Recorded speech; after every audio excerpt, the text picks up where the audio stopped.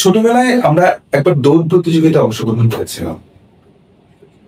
একজন পাশ থেকে বাঁশি ফুলিল আর সবাই জোরে চিৎকার করছিল, দৌড়াও, থেমো না, দৌড়াও, থামবে না। সেই যে দৌড় শুরু করেছি আর থামিনি। তারপর জীবন যখন শুরু হলো, দেখলাম রাজনীতি, অর্থনীতি, সংসার, বিবাহ, ব্যবসা একটার পর একটা আমাদের সবসময় দাঁড়িয়ে বেড়ায়। আর আমরাও এই বিশাল কর্মযজ্ঞের সঙ্গে নিজেকে আসছে পৃষ্ঠে জড়িয়ে রাখতে খুব পছন্দ করি। আমাদের জীবনটা অনেকটা নদীর মতো, চলতে হবে, এগোতে হবে, থামা মানে পিছিয়ে পড়া। কিন্তু আমরা কি জানি, নদীও তো সবসময় একই পথে চলে না। পাথরের সামনে পড়লে সে ঘুরে যায়, বালুকা বেলায় বাধা পেলে গতি বদলায়। নদী যদিও তার ইচ্ছে মতো থামে না বা চলে না, কিন্তু নদী যখন বাধা পায় তখন সে ঘুরে যায়, একই পথে চলে না, অন্যদিকে যায়, ভিন্ন পথে এগিয়ে যায়। যতবার নদী বাধা পায় ততবারই সে ভিন্ন পথ আবিষ্কার করে। আমরা জীবন জুড়ে শিখেছি বলো, দাঁড়াও, প্রমাণ করো, কিন্তু কোন শিক্ষা ব্যবস্থায় এটা শেখানো হয়নি কখন থামতে হবে, কখন চুপ থাকবে, কখন নিজেকে প্রশ্ন করবে। নিজেকে প্রশ্ন করো না, আমি কি এমন এক জায়গায় আছি, এমন পথে চলছি যেখানে কোনো একটা জায়গায় আমার থামার প্রয়োজন ছিল, আমার প্রশ্ন করার প্রয়োজন ছিল। আমার আজকের বক্তৃতায় আমি সেই প্রশ্নের উত্তর খোঁজার চেষ্টা করছি। আর বক্তব্যের ঠিক এই পর্যায়ে এসে সত্যি সত্যি আমাকে একটু থামতে হচ্ছে, কারণ আপনাদেরকে শুভেচ্ছা না জানিয়ে আমি আমার বক্তব্য শুরু করে দিয়েছিলাম। তাই আপনারা যারা আমার বক্তব্য শুনছেন সবাইকে অনেক অনেক প্রীতি ও শুভেচ্ছা।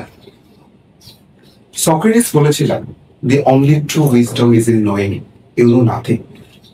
সত্যিকারের জ্ঞান হলো এইটুকু জানা যে আমি কিছুই জানি না।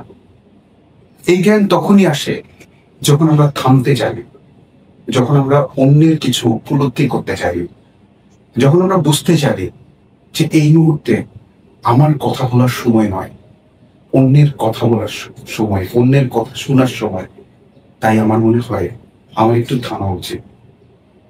আপনাদেরকে একটা গল্প বলি। এই গল্পটি জাপানে খুব প্রচলিত আছে। এক ভিক্ষু নদীর পাড়ে বসে আছেন, আর তার কাছে বসে একটা লোক রাগে গর্জে উঠছে, চিৎকার করছে। ভিক্ষু চুপচাপ শুনছে, তার কোন প্রতিক্রিয়া নেই। এটা দেখে ওই লোকটি আরো রেগে উঠছে যে আমি এরকম ভাবে তার দিকে রাগাচ্ছি, রাগ করে কথা বলছি, চিৎকার করছি, সে কোনো কথা বলছে না। সে আরো রেগে উঠছে, কিন্তু ভিক্ষু চুপচাপ, সে কোনো কথা বলছে না, তার কোনো প্রতিক্রিয়া নেই। তারপর সেই লোকটি থেমে ভিক্ষুকে জিজ্ঞেস করলেন, আচ্ছা আমি এত রাগ করছি, এত চিৎকার করছি, আপনি কিছু বলছেন না কেন?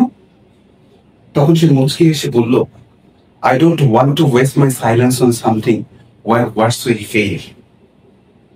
আমি আমার নীরবতাকে ব্যয় করতে চাই না এমন কিছুর পেছনে যেখানে শব্দই ব্যর্থ হবে। তার মানে আপনারা বুঝতে পারছেন যে তিনি একটা শব্দও ব্যয় করতে চান না এই মানুষটির পেছনে। আর আমি বলছি, মানুষের এই প্রজ্ঞায় মানুষকে মানুষ করে তোলে। তাই আপনাদেরকে বলছি, সবাইকে, আপনারা এই যে অনবরত এগিয়ে চলছেন, সবাই শুধু ছুটে চলছেন, এই প্রতিযোগিতা জীবন জুড়ে শুধু প্রতিযোগিতা লিপ্ত আছেন, কখনো কখনো আপনাদের থামা উচিত। আপনাদের জানতে হবে ঠিক কোন জায়গায় আপনি থামবেন। Between stimulus and response there is a space. In that space lies our power to choose our response. Victor Frankl বলেছিলেন, উদ্দীপনার প্রতিক্রিয়ার মাঝখানে একটা ফাঁকা স্থান থাকে, সেই ফাঁকে লুকিয়ে থাকে আমাদের স্বাধীনতা, আমাদের নিজেদের প্রতিক্রিয়া বেছে নেওয়ার ক্ষমতা। এই যে ফাঁকা স্থানটার কথা বললাম, এই যে স্পেসটার কথা বললাম, এটাই আমাদের জীবনের সবচেয়ে বড় জায়গা, সবচেয়ে বেশি প্রয়োজন। এই স্পেসটা কি জানেন? আমরা যখন কারো কথা শুনি, কেউ যখন আমাদের উপর রাগ করে, আমাকে ধমক দেয়, অপমান করে, তখন আমরা সাথে সাথে প্রতিক্রিয়া দেখাই। ফেসবুকে যখন কেউ আমাকে বাজে কমেন্ট করে, সাথে সাথে প্রতিক্রিয়া দেখাই না, সাথে সাথে প্রতিক্রিয়া নয়, একটু চুপ থাকা, একটু থামা, তারপর বলা। এই যে একটু চুপ থাকবেন, একটু থেমে যাবে, তারপর যখন বলবেন তখন আপনি সত্যি জিনিসটা বলবেন যেটা আপনার জন্য ভালো। আর সাথে সাথে যখন প্রতিক্রিয়া দেখাবেন তখন আপনি ভুল করবেন। তাই বলছি যে স্পেসটা আপনাদের জীবনের সবচেয়ে বেশি প্রয়োজন। আপনি একটু থামবেন, তারপর একটু কথা বলবেন। তাই আপনাদেরকে আবার বলছি যে জীবনে আপনারা এগিয়ে যান, জীবনে আপনারা ছুটে চলেন, আপনারা সফল হন, কিন্তু আপনারা এইটা জানতে হবে ঠিক কোথায় কোথায় আপনার থামতে হবে। যদি আপনারা থামতে না শিখেন তাহলে আপনারা কখনোই এগিয়ে যেতে পারবেন না। He who has a why to live can bear almost any harm. এই যে দার্শনিকের এই ওয়াইকে খুঁজে পাওয়ার জন্য আমাদের এত সংগ্রাম, তিনি বলছেন যে যার জীবনে একটি মাত্র বাঁচার কারণ আছে সে যে কোনো কষ্ট সহ্য করতে পারে। মানে আপনার জাস্ট এটা চিন্তা করুন যে আপনার যদি একজন সন্তান থাকে, তাহলে এই একটি মাত্র বাঁচার যদি অবলম্বন হয়, এটাই পৃথিবীর শ্রেষ্ঠ অবলম্বন হতে পারে। আপনার কিন্তু আর কোনো কিছু প্রয়োজন হবে না বাঁচার জন্য। ফ্রেডরিক বলছেন যে যার জীবনে বাঁচার একটি কারণ আছে, সেটা যে কোনো কারণ হতে পারে, একটি কারণ থাকাটাই যথেষ্ট।